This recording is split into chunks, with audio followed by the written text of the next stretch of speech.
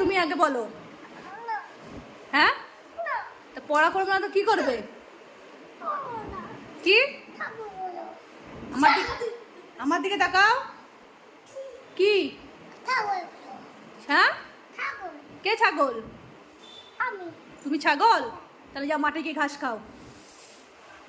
খাবে? মাঠে গিয়ে ঘাস খাবে? ছাগলরা ঘাস খায়। আর তুমি যে তুমি তো ঘাস খাও না, তুমি তো ভাত খাও, মাছ খাও, দুধ খাও, ডিম খাও, তাহলে তুমি এগুলো খাও কেন? খাও কেন মাছ, ডিম, দুধ খাও কেন?